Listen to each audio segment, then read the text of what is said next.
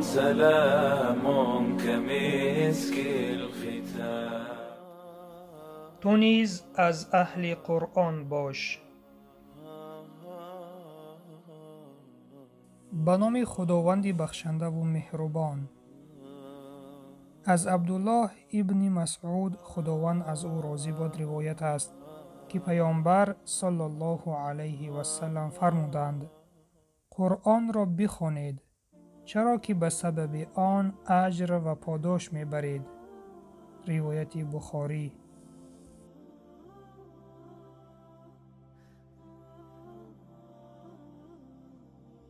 پیامبر اکرم صلی الله علیه و سلم در این حدیث قرآن را بخوانید گفتند، یعنی کدام نوع خواندنی نباشد، چی از روی قرآن و چی از یاد خواندن یا تعلیم گرفتن و تعلیم دادن. عموماً همه نمود خواندن را در نظر است.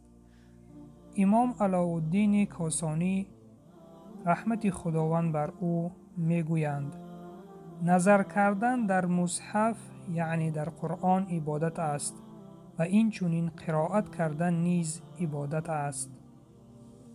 علامه مناوی رحمت خدا بر او میگویند: نظر کرده از روی قرآن خواندن، انسان ذات و صفتهای الله تعالی را بسیارتر درک می کند.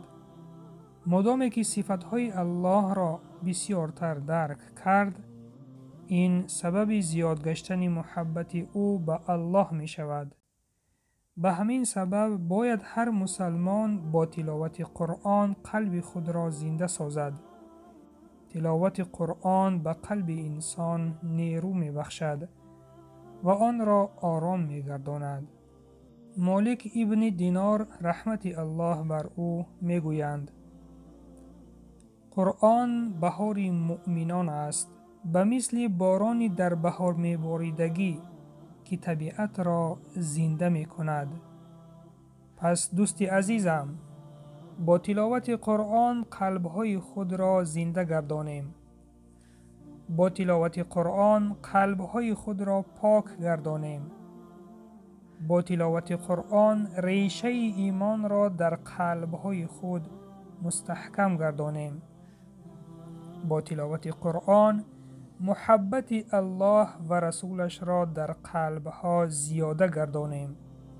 با تلاوت قرآن و عمل کردن بر آن رازیگی پروردگار را دریابیم و پیرو پیامبر صلی الله علیه و سلم باشیم و این چنین با تلاوت قرآن این دنیا و آخرت خود را آباد گردانیم. با تلاوت قرآن و عمل کردن بر آن مرتبه خود را در بهشت بلند برداریم. چنانه که در حدیث می آید: به شخص گفته می شود بخوان از قرآن تا آن جایی که می دانی و مرتبه تو در بهشت آنجاست. پس دوست عزیزم، الان که زنده هستی، در حیات هستی، این فرصت را از دست مده. قرآن خوان بشو، قرآن بخوان. اگر خواندن نمی توانی، خواندن آن را آموز تا که در روز قیامت پشیمان نشوی.